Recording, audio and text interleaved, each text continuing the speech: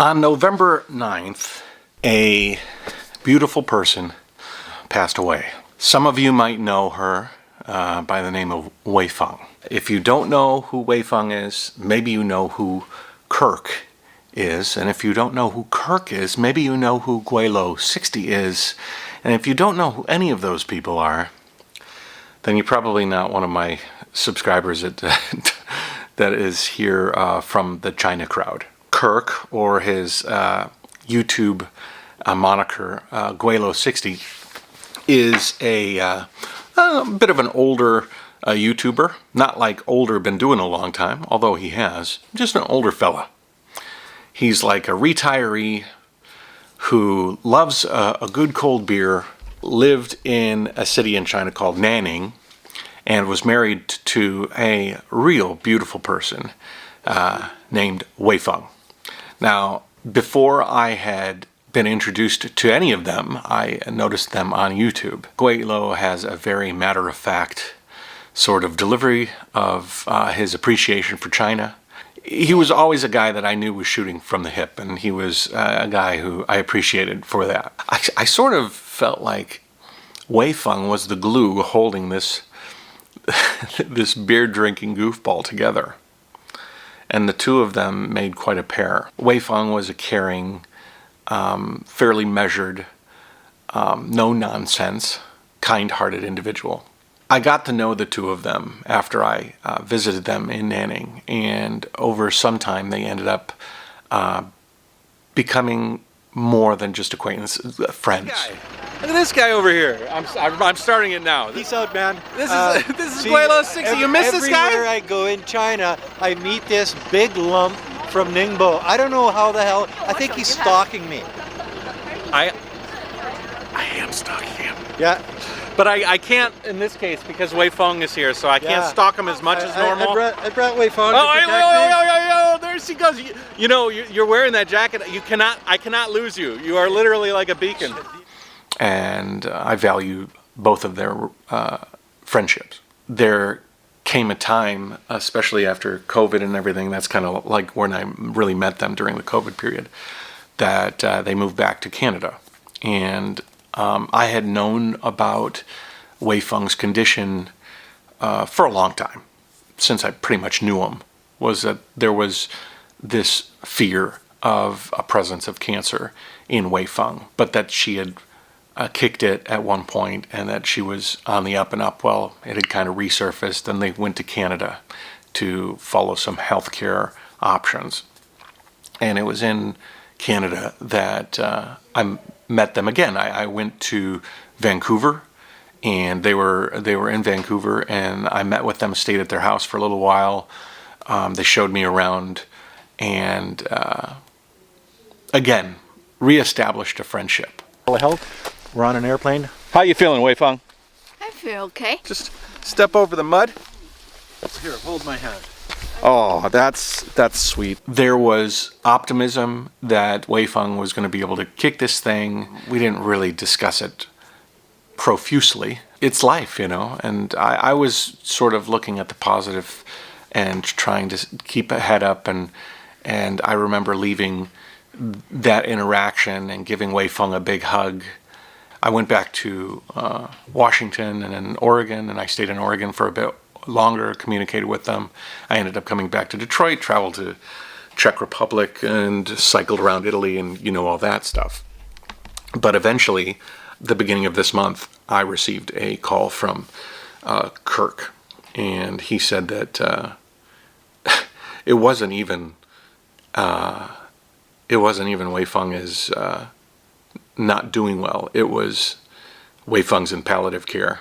There's no more of her there to communicate with, because I wanted to say goodbye. I'm glad that I said goodbye in the way that I did when I left Vancouver. I thought that it was very nice, but it wasn't like the final goodbye that I thought that I was going to have with Weifang.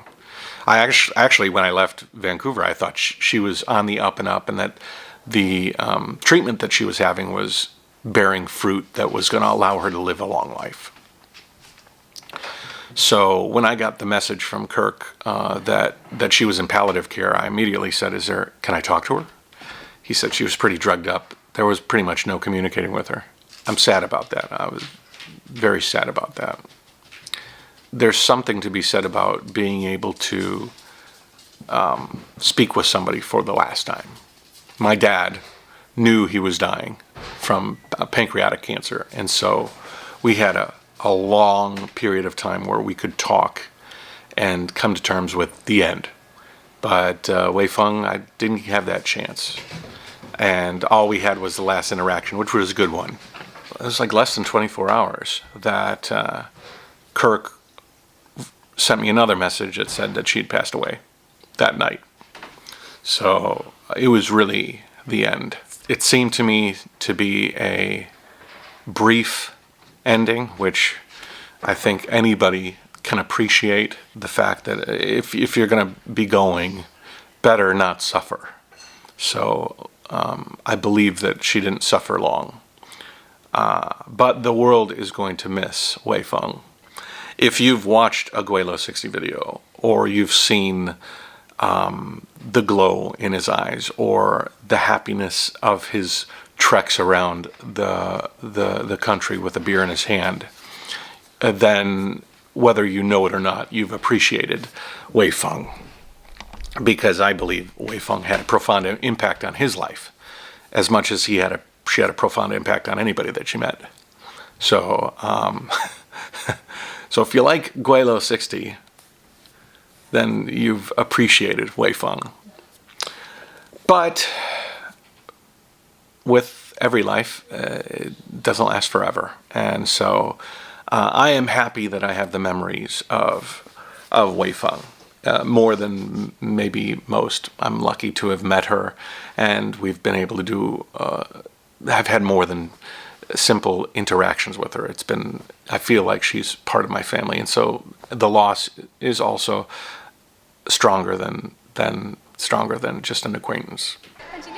Hey! You cannot miss you. Holy moly, yes. You look like a lemon. She didn't want to get hit by a car? Yeah. Good morning. You need to come to my room and come in the window like this. And like, oh, the sunrise. Weifang is doing the Chinese thing, taking a picture of a tree. Beautiful. Different. I am interested to see where Guelo 60 takes his path forward. I hope that he remains the Guelo 60 we all know, that has been part and part built on the relationship that he had with Weifang, because I think that was good for him. But I do think that his home is in China, and I see him moving there, and I'm curious to see how his path moves forward. Kirk, I'm hoping to see some good stuff from you, and I'm always here for you, and as I told you personally, but I thought I'd make a little video about my thoughts regarding Weifang. It's been long enough, and I didn't want to make one like right away. I didn't want to like...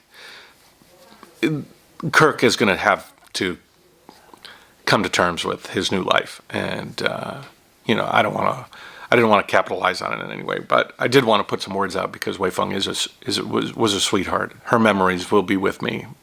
Everybody that is a positive force in the world makes a positive impact on me, and so did Weifang. So, and she will continue to, because that force lasts forever.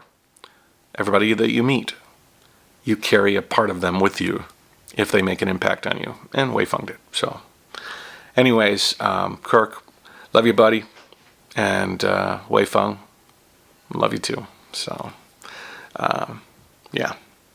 If you're curious, go check out his channel, and I'll leave some links below to some interactions I had with Weifang, some of the videos that we made, so that would be nice. But, yeah, we lost a good one.